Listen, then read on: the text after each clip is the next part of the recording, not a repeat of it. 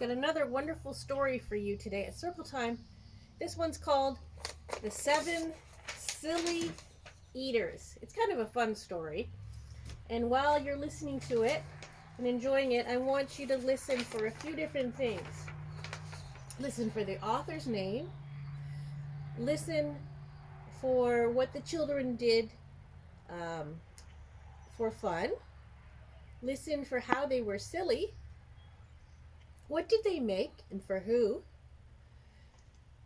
And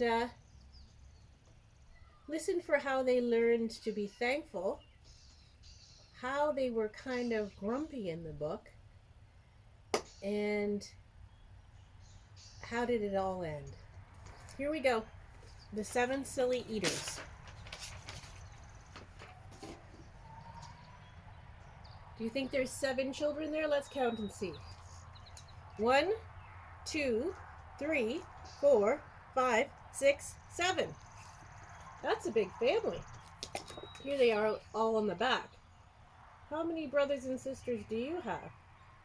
Do any of you have 7 children in your family?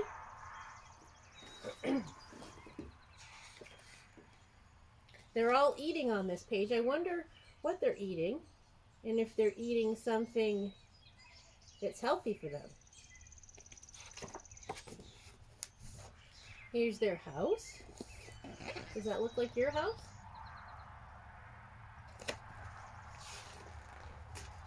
Not so long ago, they say, a mother lived just like today. Mrs. Peters was her name. Her little boy's name was the same. Now Peter was a perfect son in every way except for one. So there's the mother and father and little baby Peter in the cradle.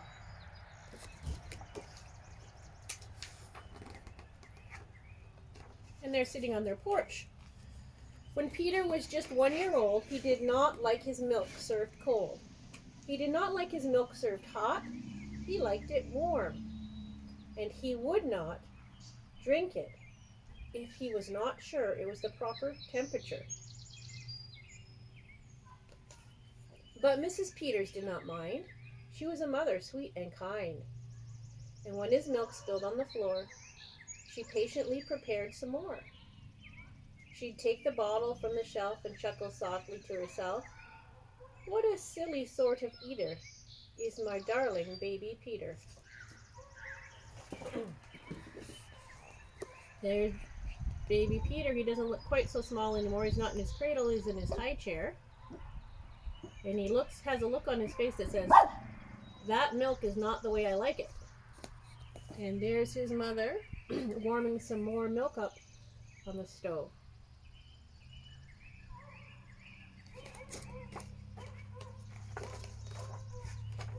When Peter had not yet turned 2, another baby sweet and new was born, dear Lucy, small and fair, with big blue eyes and curly hair. Can you hear some rhyming words there? That's another good thing to listen for in this book.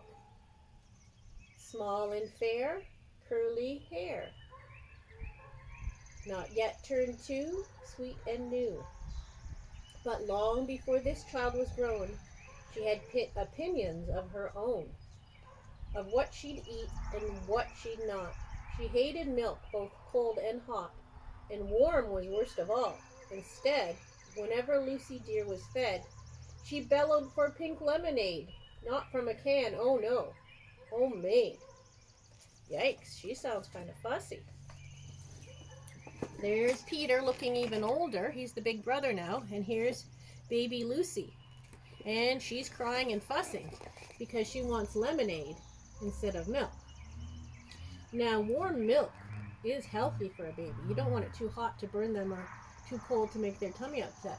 But do you think lemonade is good for a baby to drink all the time instead of milk? I don't know about that.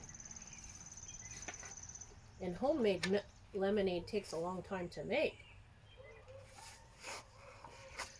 But Mrs. Peters did not mind. She squeezed each lemon to its rind. While mopping milk up from the floor and patiently preparing more, she'd take the lemons from the shelf and giggle softly to herself. What a silly pair of eaters are Lucy Deer and Peter Peters. And there, Mrs. Peters working very hard in the kitchen, and Lucy and Peter drinking their lemonade and milk.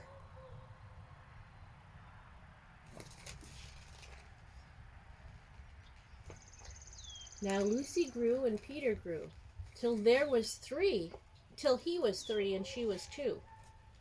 And who was one? Why, little Jack, with eyes so brown and hair so black, a happy baby, never cross, but all he'd eat was applesauce. Peeling apples by the pound, Mrs. Peter faintly frowned. She'd take the apples from the shelf and murmur weakly to herself, what a silly bunch of eaters are Lucy, Jack, and Peter Peters. Does she sound like she's getting more tired and not quite so cheerful? Why do you think that is? Peeling apples and peeling lemons, making homemade lemon juice, warming up and cleaning up spilled milk. Boy, she's working pretty hard. Does your mom work pretty hard to take care of you and your family? And there's the dad working hard as well, working in the yard to make the home nice and pretty. Looks like he's planting a tree there.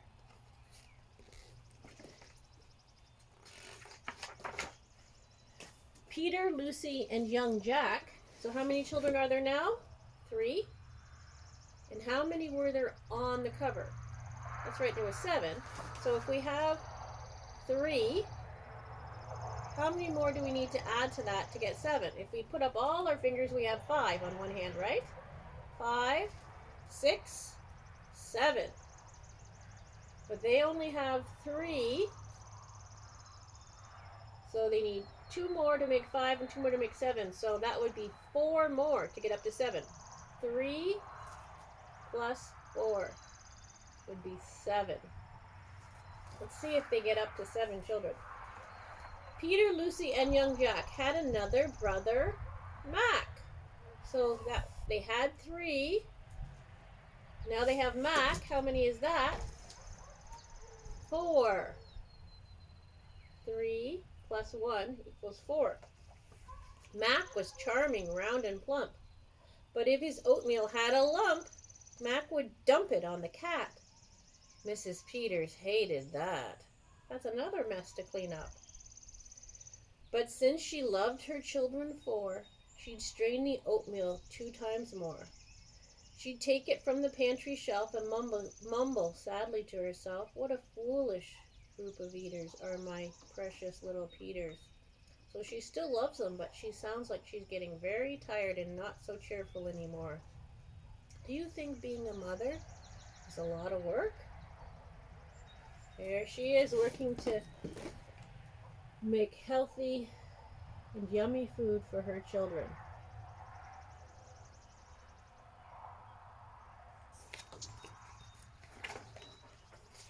Ooh, their house is looking busier and a little more messy. Does your house ever get messy? Do you think it's easy to keep it clean? Do you help Mom and Dad keep the house clean by picking up your own things? Another year was through. Who came along? Why, Mary Lou. So we had 4 children. Now the new ones come along. How many is that? 5 children in the Peters family now. She was a darling, sweet and bright, and had a healthy appetite. That is, as long as she was fed soft and squishy homemade bread. All the children liked different things. Poor Mrs. Peters got no rest, but still she did her very best. She'd take the flour from the shelf and mumble feebly to herself, what a fussy bunch of eaters are my lovely little Peters. Ooh, the house is looking pretty busy right now and kind of messy. Houses get messy when families live there. A year rolled by, the children grew. They really are a splendid crew, sighed Mrs.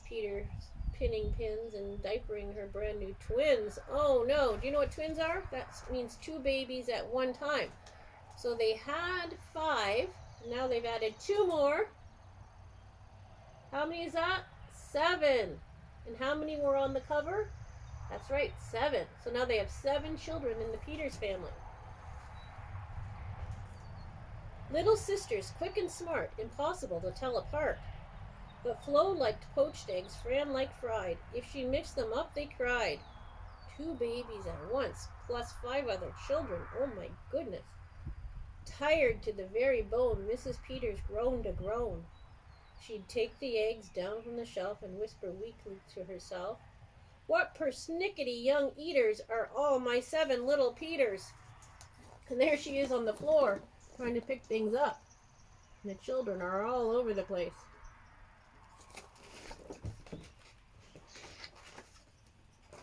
Now time went by as time will do, and as it passed the children grew.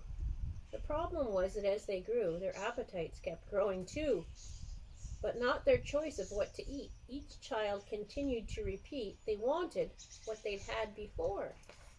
The trouble was they wanted more. So Mom and Dad are working harder and harder, and the children are growing bigger and bigger and hungrier and hungrier. Do you think they were helping out as they were getting older and able to do more things to help in their home? There's laundry, there's mopping, there's getting children ready for bed, picking apples, making bread, washing dishes. Those are all chores that have to be done when you have a family. And if everybody pitches in, it goes a lot quicker. And one person doesn't have as much to do, or 2 people.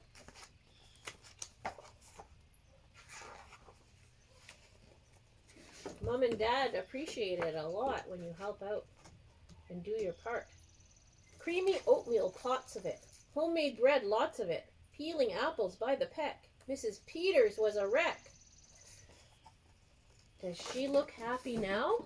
Or cheerful? No, she looks upset and maybe even a little frustrated and angry. And there's things all over the place. Laundry and dishes and children and cats and pets. Wow. It looks like a lot of work for one person, but for 7 people, I imagine if everyone did their part, they could get it done a lot quicker. And maybe Mrs. Peters wouldn't be so tired. She wiped her brow and heaved a sigh. Another year was passing by. In fact, she realized with sorrow her birthday would arrive tomorrow. Drearily she shook her head, and wearily she went up to bed. And there's Daddy reading a story to 2 of the children, and Mrs. Peters is very tired getting ready to go up to bed. I wonder if she's thinking that she'll have any surprises tomorrow on her birthday. Probably right now all she wants is a good night's sleep. She thought the children had forgot her special day, but they had not. At the crack of dawn, they all began to carry out their secret plan. Mrs. Peters would be fed a birthday breakfast in her bed. A breakfast made of all the foods that kept them in such happy moods. So there they are, making their plan in their bedroom of how they're going to make a wonderful meal of all their favorite foods for their mother, instead of her making them for them. Can you imagine how happy she will feel?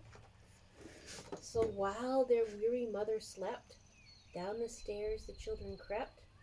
They're trying to be quiet so their mother can get some extra sleep on her birthday. And from the cupboards and the shelves, happily, they helped themselves. Cheerfully they chopped and stirred, preparing what they each preferred. But despite the pains they took, since nobody knew how to cook, to measure things or make them hot, the more they tried, the worse it got. Uh-oh, do you think they're making a mess in the kitchen?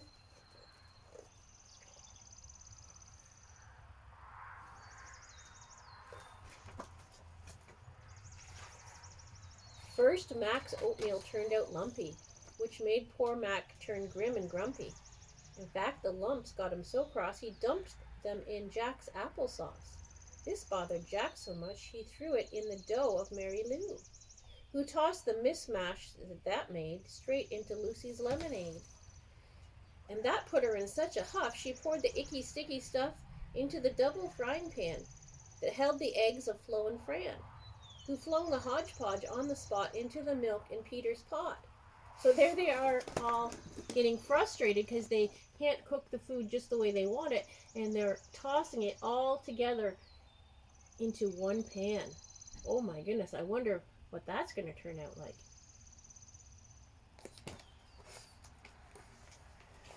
But when they saw what they had done, they wished they had never begun. They'd hardly slept a wink that night, and still things hadn't turned out right. And even though they tried their best, it hadn't worked, and they were depressed. They'd be in trouble, too, unless they found some place to hide this mess. The oven seemed the perfect spot, and they all forgot that it was still hot. They stuck the pot inside, and then they all went back to bed again. So there they are trying to clean up the mess, and it's all in one big pot, and they're ready to stick it in the oven to try and hide it. I wonder what's going to happen. The clock struck 6, but on they slept. Meanwhile, their mother softly stepped down to the kitchen, smelling the smell. What could it be? She could not tell.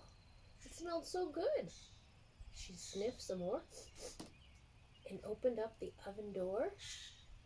She woke the children with her cries. They all came running in surprise, and in the kitchen what they found was Mrs. Peters dancing around. And in the oven, no mistake, a pink and plump and perfect cake.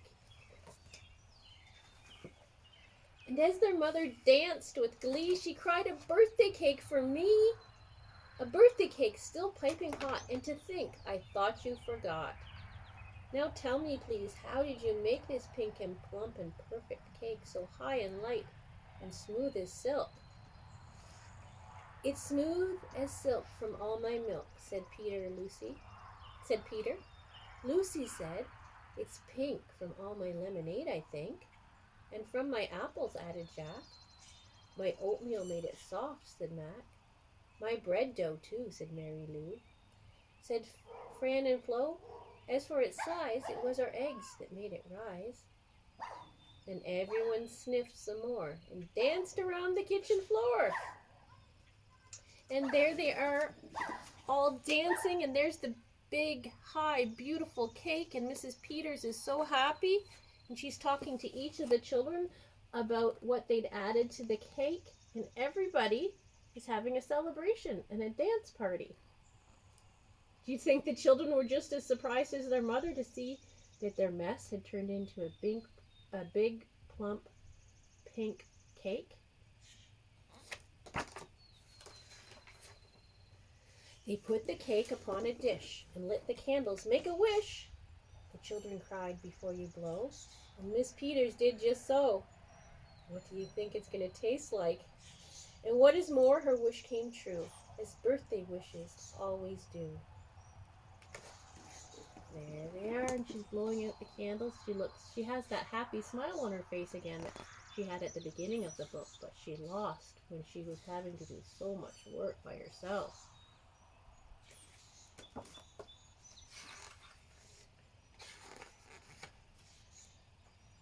And from that day to this, 'tis said, the Peters family all is fed.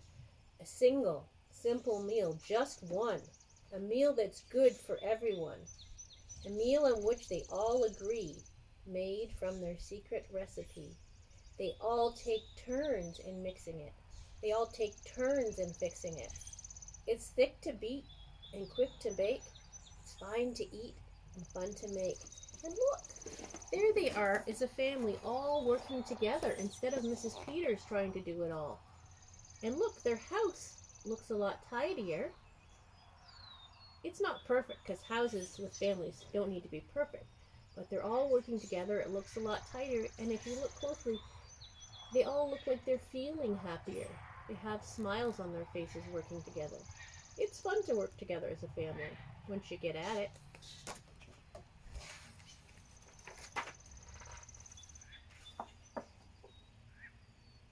And the recipe that is fun to eat and fun to make is Mrs.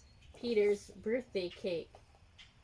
Well, I think it's wonderful that they're all working together and they all eat the same meal, but I'm not sure it would be healthy to eat birthday cake every day for every meal. What do you think? Anyways, that's just a fun story and a silly story, but we can learn some lessons from it. What do you think those lessons are? I think maybe not being fussy about the food that your mom or dad make, but being thankful for it. Everybody working together and eating together and having fun together as a family. The 7 silly eaters. You know what? It might not be your mom's birthday coming up, although that's a special day to treat her and give her a rest. But there is another special day for mothers coming up soon, and that's Mother's Day. Now, don't tell Mom, but I've got a special craft for you and your dad to make. And you talk to Dad about it. It's in the work that I've sent home for you. And on Mother's Day, remember that your mother takes care of you all year long. And Mother's Day is a day to show her how much you love her and make it a very special day for your mother. And remember every day to show your mom and dad how much you love them and to work together as a family. Have a wonderful day.